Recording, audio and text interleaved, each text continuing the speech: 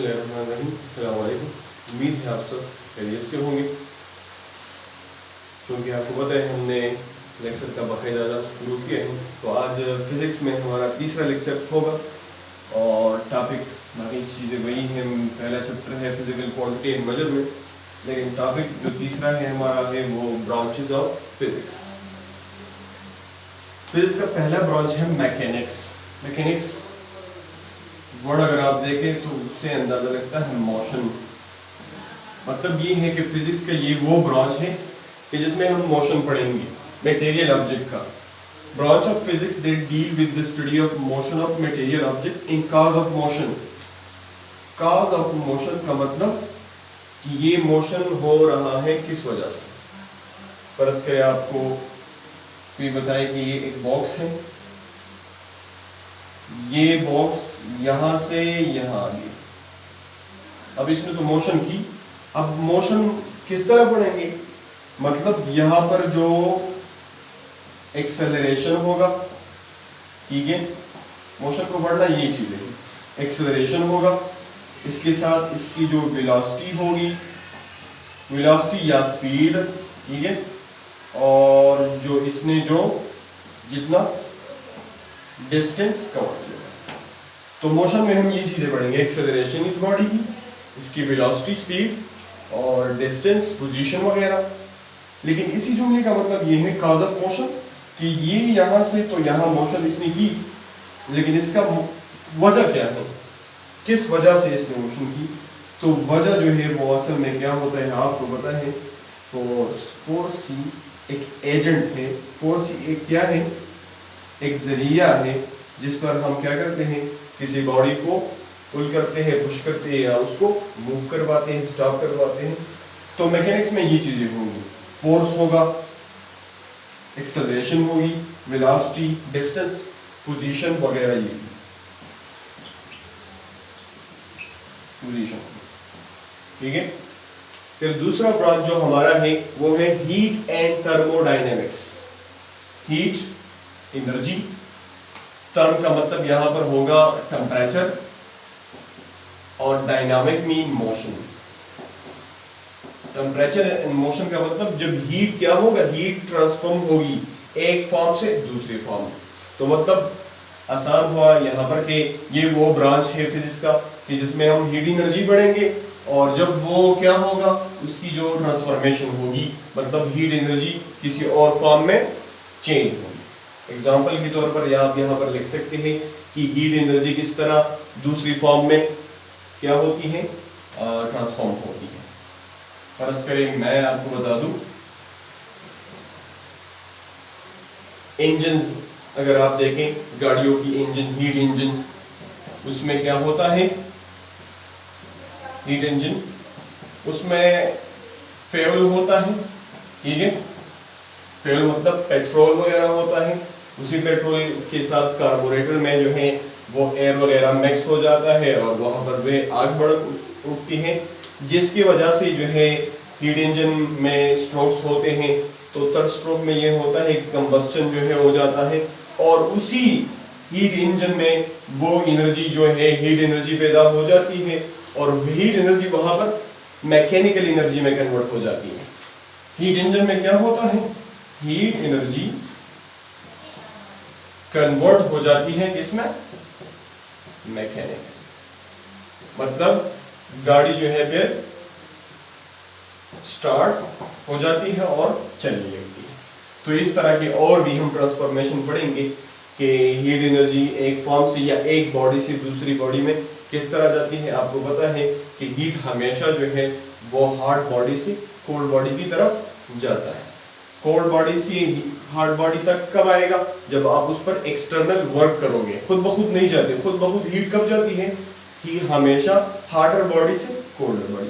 तो इसी ब्रांच में हम पढ़ेंगे, हीट को पढ़ेंगे और उसकी जो ट्रांसफॉर्मेशन होगी किसी और फॉर्म में, ठीक है। जिस तरह मैंने आपको हीट एनर्जी की यहाँ पर एक फॉर्म बता दी कि यहाँ पर हीट इंजन में क्या होता है, जब फ्यूल वगैरह एयर का, फ्यूल और एयर का ये मिक्स हो जाते हैं और पिस्टन में यहाँ पर आग लग जाती है, और उसी आग की वजह से वहाँ पर जो है वो जितने भी मतलब वहाँ पर पार्ट्स है वो घूमने लगते हैं, जिसकी वजह से गाड़ी आगे चलती है, तो मतलब ये है कि यहाँ पर हीट एनर्जी चेंज हो जाती है मैकेनिकल एनर्जी, ठीक है।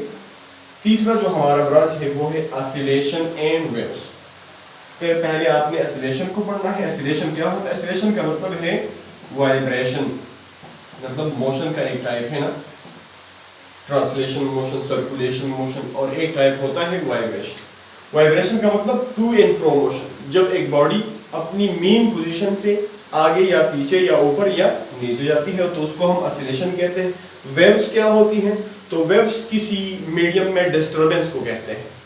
बस करें मैं ये बोल रहा हूँ, ये बातें जो है मेरी, ये तो मैं यहाँ पर कुछ ना कुछ एनर्जी दे रहा हूँ, मतलब यहाँ से जो पार्टिकल हैं एयर में, तो वो मैं उनको एनर्जी दे रहा हूँ, तो वो एनर्जी से वो क्या हो जाते हैं, वो तो एक रैंडम डायरेक्शन में उनका वाइब्रेशन होता है।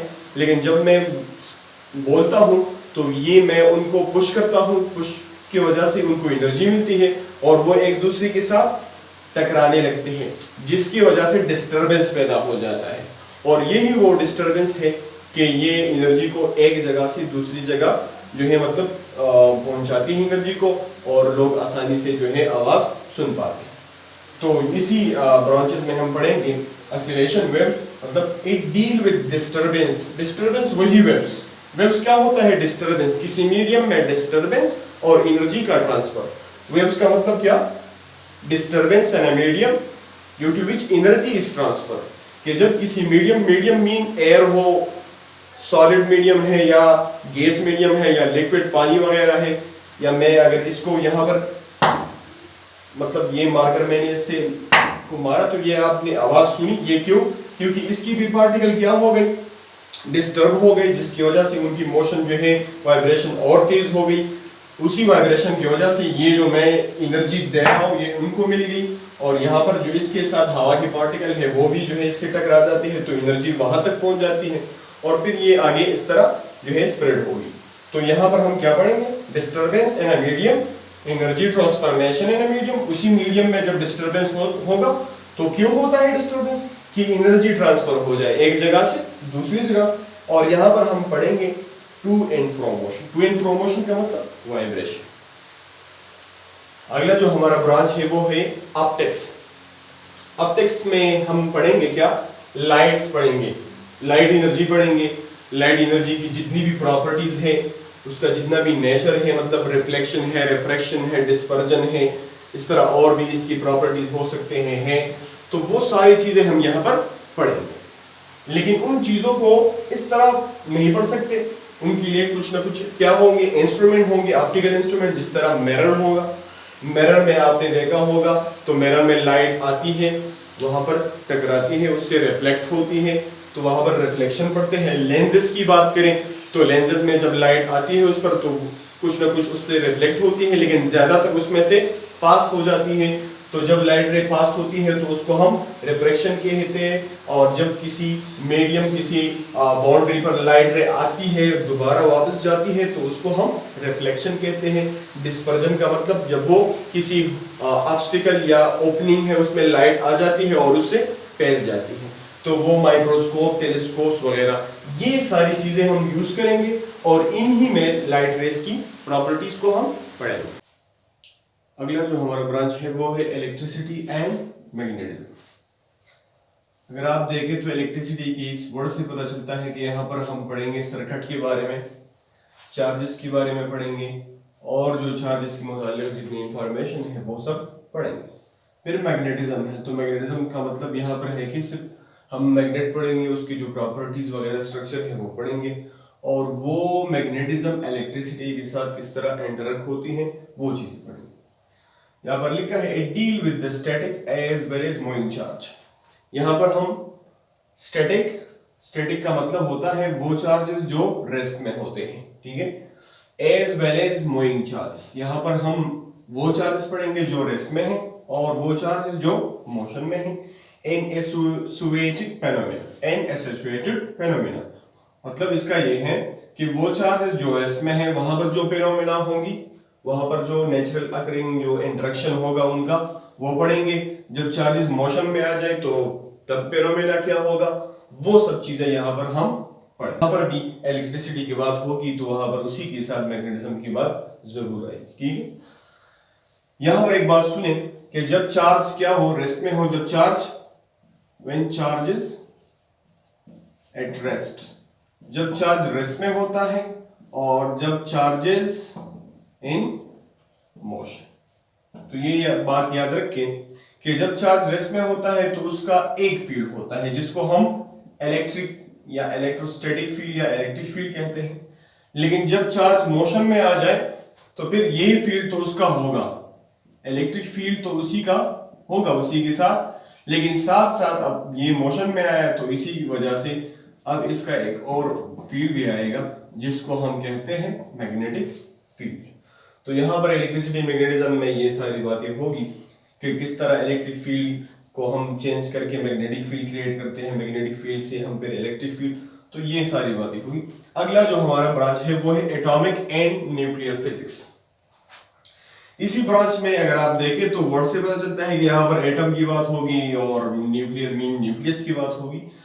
तो क्या it deal with the structure and properties of atom, इसका जो स्ट्रक्चर है, इसकी जो प्रॉपर्टीज है, इसका जो बिहेवियर होगा, कब जब रिएक्शन होता है तो इसकी मतलब बिहेवियर क्या होती है, इस तरह ये सारी बातें हम यहाँ पर पढ़ेंगे। और इसी के साथ साथ न्यूक्लियस जो है वो किस तरह है, उसमें क्या क्या चीजें हैं, वो पार्टिकल जो है वो किससे बने हैं, उसकी पूरी स्ट्रक्चर और पूरी जो प्रॉपर्टीज बिहेवियर है वो सारे यहाँ पर हम पढ़ेंगे।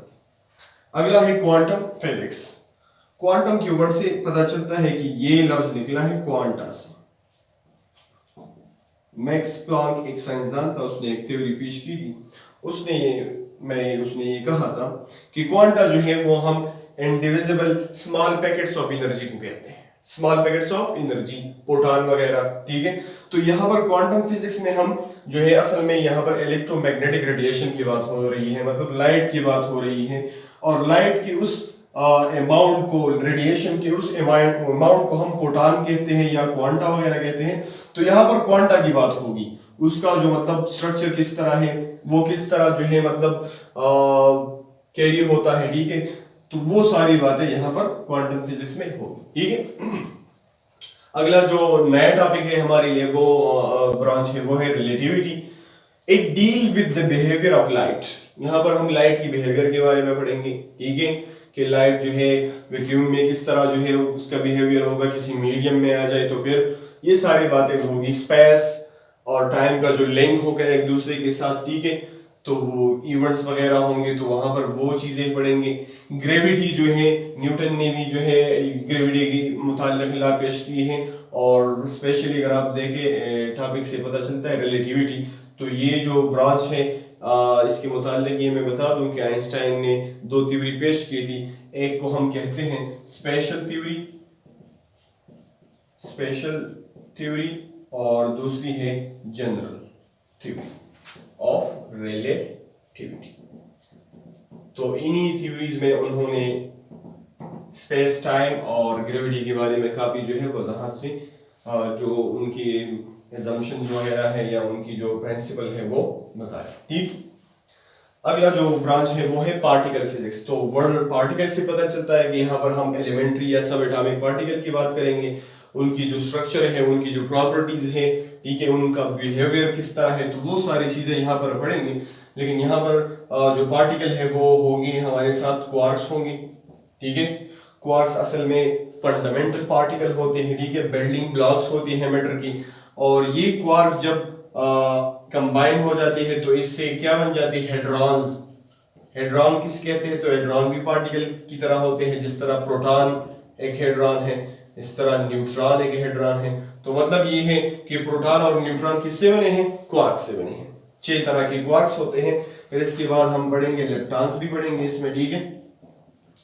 लेप्टॉन्स भी फंडामेंटल पार्टिकल होते हैं, सब एटॉमिक पार्टिकल है, उनका भी हम स्ट्रक्चर पढ़ेंगे, उसकी भी जो है चार्ज वगैरह की बात करेंगे, प्रॉपर्टी जितनी भी है वो पढ़ेंगे। लेप्टॉन अगर मैं बता दूं तो इलेक्ट्रॉन एक लेप्टॉन है, इस तरह न्यूट्रिनो एक पार्टिकल होता है वो भी लेप्टॉन में आता है, ठीक है। तो ये हम यहाँ पर पढ़ेंगे। दूसरा क्वार्क जो होता है, क्वार्क स्ट्रॉन्ग न्यूक्लियर फोर्स के साथ इंटरेक्ट होता है, बल्कि लेप्टॉन अगर आप देखें तो ये ग्रेविटेशनल फोर्स के साथ और इलेक्ट्रोमैग्नेटिक फोर्स के साथ इसका इंटरेक्शन होता है। इस तरह बोसॉन्स, मेसॉन्स, ये सारी पार्टिकल यहाँ पर इसकी वजाहत होगी। बोसॉन्स मतलब वो पार्टिकल, इसको फोर्स कैरियर भी कहते हैं, फोर्स कैरियर। कुछ पार्टिकल इस तरह होते हैं जो एनर्जी कैरी करते हैं, लेकिन कुछ पार्टिकल फंडामेंटल इस तरह है कि वो फोर्स कैरी करवाते हैं, ठीक है। तो इसमें प्रोटॉन्स वगैरह आते हैं, तो हम यहाँ पर इनकी प्रॉपर्टीज और इनके बिहेवियर के बारे में पढ़ें।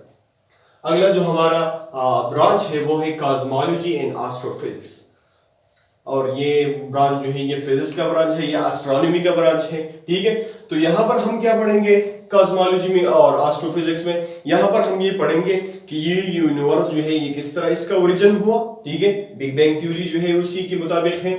और फिर जब ये बिग बैंग थ्योरी में ये बताया कि जब ये यूनिवर्स मतलब इसका ओरिजिन हुआ, एक बिग बैंग हुआ, तो फिर उसके बाद जो है इवेंट्स आ गए, टाइम्स की बात आती है, उसमें स्पेस की बात आती है, फिर मतलब छोटे छोटे पार्टिकल बने, फिर वो पार्टिकल मतलब क्वार्क्स, लेप्टॉन, ये चीजें बनी, उसके बाद फिर जो है एटम वगैरह बने, और फिर ये मैटर्स और प्लैनेट्स वगैरह, ये सब चीजें इस तरह चलती आ रही थी। तो मतलब एवोल्यूशन उसकी उसमें बात होगी। और आखिर में ये बताया है इवेंचुअली फेट ऑफ यूनिवर्स, मतलब कि ये यूनिवर्स तो पैदा हुआ, किस तरह पैदा हुआ, फिर जो है इसमें चेंजेस किस तरह आ गई, किस तरह जो है ये यूनिवर्स हमारा एक्सपेंड हुआ, ठीक है, और अभी भी एक्सपेंड हो रहा है, और आखिरकार जब ये यूनिवर्स क्या होगा, खत्म होगा, तो उस वक्त ये किस तरह खत्म होगा और क्या फिनोमेना होंगे कि ये यूनिवर्स दोबारा जो है मतलब खत्म हो जाए, ठीक है। इसमें और भी हमने लिखा है it also deal with the structure and properties of celestial bodies. यहाँ पर हम क्या पढ़ेंगे? स्ट्रक्चर पढ़ेंगे, प्रॉपर्टीज पढ़ेंगे, किस चीज की? Celestial body. सेलेस्टियल बॉडी का मतलब स्टार्स की बात करें हम, गैलेक्सीज वगैरह, ठीक है, इस तरह प्लैनेट्स है, एस्ट्रॉयड है वगैरह, जितनी भी जो सेलेस्टियल बॉडीज है स्पेस में, तो हम वो चीजें उनके बारे में पढ़ेंगे। और कॉस्मोलॉजी में और एस्ट्रोफिजिक्स में ये भी पढ़ेंगे कि वहां पर जितनी भी केमिकल और फिजिकल रिएक्शन होंगे तो वो भी हम स्टडी करेंगे, ठीक है। इसमें अगला जो और आखिरी जो हमारा ब्रांच है वो है bio and medical physics. Bio biology से निकला है, मेडिकल और ये जो तकरीबन सेम रिलेटेड दोनों हैं, लेकिन फिजिक्स इसके साथ लगा है। तो मतलब यहाँ पर इसका ये है कि यहाँ पर हम बायोलॉजिकल जो जितनी भी प्रोसेसेस है वो ह्यूमन से रिलेटेड है, वो पौधों से रिलेटेड है, वो और जो जानदार है उनसे रिलेटेड है, वो प्रोसेसेस पढ़ेंगे, उनकी इन्वेस्टिगेशन करेंगे, उनकी डायग्नोसिस करेंगे। अगर कहीं पर मसला है तो वहां पर उसके लिए ट्रीटमेंट की फिर बंदोबस्त करनी पड़ती है। तो ये सारी चीजें पढ़ेंगे, वो सारे प्रोसेस पढ़ेंगे, लेकिन उन प्रोसेसेस को पढ़ने के लिए हमारे लिए क्या होगा? लॉज होंगे, थ्योरीज होंगे, मेथड्स होंगे, किस चीज की? फिजिक्स की। तो मतलब ये है बायोफिजिक्स का कि ये बायोलॉजिकल प्रोसेस हम पढ़ेंगे। जिस तरह मैं अगर बताऊं रिस्पायरेटरी सिस्टम अगर हम पढ़े, उसको इन्वेस्टिगेट करें कि ये किस तरह रिस्पायरेशन होता है, सर्कुलेशन किस तरह होता है, ये पूरा जो प्रोसेस है ये किस तरह होता है। तो इसको समझने के लिए हमें एप्लीकेशन किसकी लेनी होगी? फिजिक्स की। मतलब कुछ इंस्ट्रूमेंट होंगे, कुछ आलात होंगे कि उससे हमें पता चलेगा कि हाँ किसी बंदे, किसी इंसान में जो है रिस्पायरेशन और सर्कुलेशन किस तरह होती है। इस तरह फोटोसिंथेसिस अगर किसी पौधे में हो रही है तो उसको स्टडी करने के लिए भी जो है फिजिक्स की एप्लीकेशन का जो है सहारा लेना पड़ेगा। तो ये था हमारा लेक्चर, उम्मीद है आपको पसंद आया होगा। जहां पर भी अगर कोई मसला है तो आप फिर हमारे साथ व्हाट्सएप नंबर पर रब्ता कर सकते हैं। मिलते हैं इंशाल्लाह अगले लेक्चर में, तब तक के लिए खुदा हाफिज।